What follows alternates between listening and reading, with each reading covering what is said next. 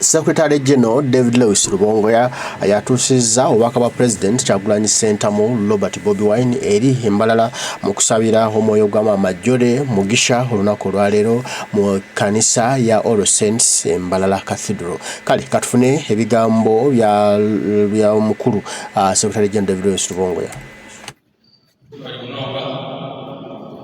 Bishop and the rest of the church, our family,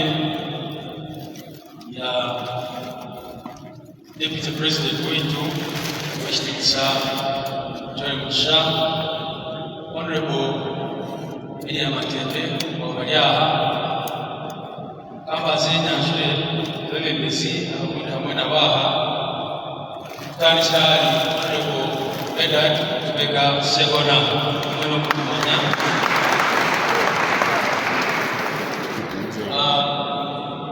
Honorable Shami Marine member of Parliament of Kampala, member of Parliament, to the Honorable Flavia Nabakabe,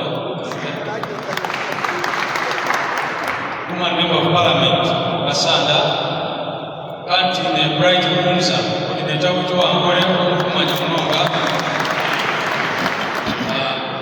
Joshua Tumkune na wale kumanya, wale coordinator with Lawyer, utikora nawe. Abebembezi abandi bali mu muhanda Bisha, namwe nyeshagale kusakwa tunaje mchogora, amukolo okutukuza kola, tumushendekereza Deputy President wetu, kandi nana wakatano tutabe tumushendekereza. Ina kutandika n'okwebaza ekanisa abo twikiriza ijahiri zoba kushendekereza omwana wetu. Mukirize mwete Maama Jole abo kuitwe tumweta tumanya ka mama wetu muri gokono. Bali mu kanisa, bali munonga ba family, ba brother, ba Jole, abana be kana abana be yeweje museme bracket nabo soria ingani beta banuna banje nasho banje ya na family. Itweka nacho ni platform twafewa muntu omugashomononga kiturukumanya okuturukuisha kuhandulinga losage abokuba abire ayempaji pambo munonga abibitu kukole waba naona kumanya Jole ekyabire na mwesa iwereba abantu bonna bali mu message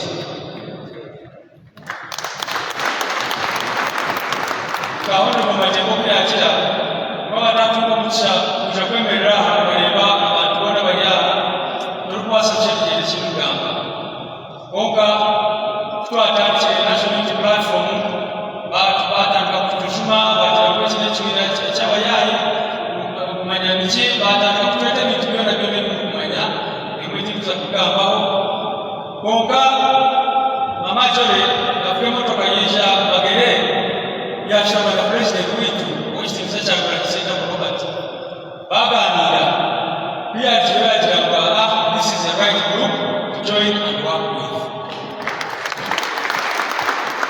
Ubwo tabelego nyuma yatambulana itwe twamukunda yatukunda abire natwara kabana be. She was such a friend, really losage hanga abimwatwaza. Maama Jole abira na family munonga. Ubwo kumureba baragamba abana. Twe ya office aishaino mwe amtwanshura. Yaba isina bale telizo wanyechakaresha na Jacob. Izobelindi akugambira Dr. Philippa. Mweno oliba connection ejo show such a family person. Jole was Jole. This is nani. Itwe twaje okusheka. Umwana twaje meeting zetu. Na mweno before she got sick akaba ineje initiative ezabira tebeka disekora akaba naza South Africa wachira award ahabu mugwari kora machara tumula right okuragiza abakyala n'ebirike kikyabasa kukikako kwokka abantu ababiri omuha awadi aba Westminster Foundation birinigamba nabo nibagenda baza kutoyereza awadi yetu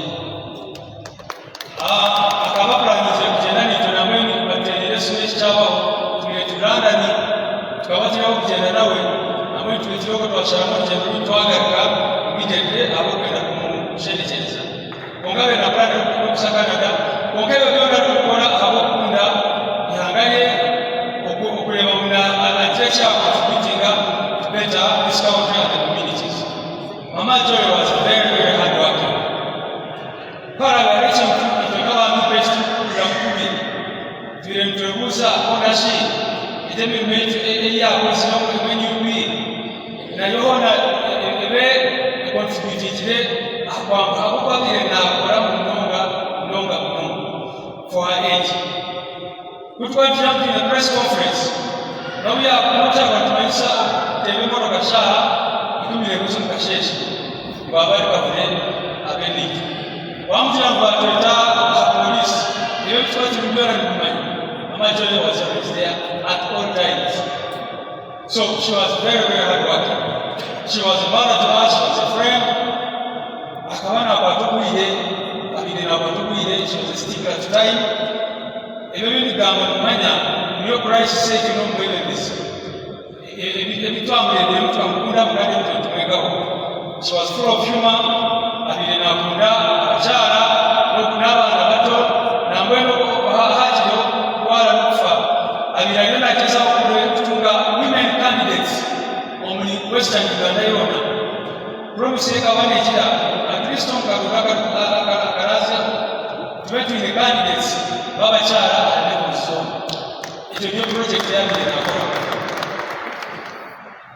ekyamwe kandi kimusho kuninjira. Mama Joy was very honest. Tuya tukamura kamba ibesende z'abantu tukamura kamba yo corruption kandi mwachako wanirabule omuntu kumanya omuntu niba batutambulana. It is not a surprise that her best friend was Honorable William Atende, the anti-corruption crusader. She was also an anti-corruption crusader. We are very, very hurt by her passing. Konga naona kwa matibabu ya Jamshana tunapomuda tupase tuingie replacement, but I think it is going to be very, very difficult to get someone who can fit in these very, very big shoes. Ibindi tutakugamba nechaka ye president tukala baruna bakona bashashanye mabanyambara banyakole itwe shongora ekishukitu kyangu tyashemererwa mu Uganda ensia kandi ekishongora ekyo bwe yakitranslate kire yakyo munyankole mwenda bere nakishongora mu mwanya kyaba kibi munonga eba muyagenda erera Uganda ensia yabire na Rwanda munonga okandi tukusakora kyone kikubasika eba mubaguza mu Rwanda ahaliyo bitabire nakunda munonga kwa section kyanga yetu tuze mu Uganda ensia abantu bali Uganda babase kutunga kusinje base kutunga ebalumetenga ebakire kwenda ku government baba ndio kutukiza kama ekimuro kirungi mama tuyakushaka.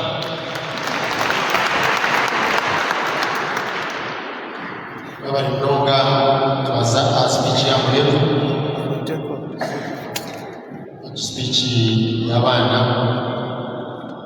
kandi ya mweru so ucheze nyachizi speech y'abana kandi nija kubaza nyineka n'abana Baba Mnonga byebyo ebigambo bya SG David Lewis Rubongoya anobaka watusiza kukuva wa president Kyagulanyi Ssentamu Robert Bobi Wine eri obukwano amanyi okwagala ebirungi mama Joy Mugisha byakolera ekyo kya national platform n'enkyuka kyuka mu ggwanga Uganda tugenda kumusubwa nnyo aye tuli ba kumwagala nnyo tagenda kuva ku mitima gyaffe tagenda kuva mbongo waffe tujja batumulowooza ke banga lyonna era nga tumusabira omukama egyali munankufa mumuze mirembe kubanga badde wanjawulo mama era nga bwagambye Secretary General nti ng'erinnya la mama Joy Mugisha ndala abadde Joy nga bw'obeera naye toyinza butaseka toyinza butasmilinga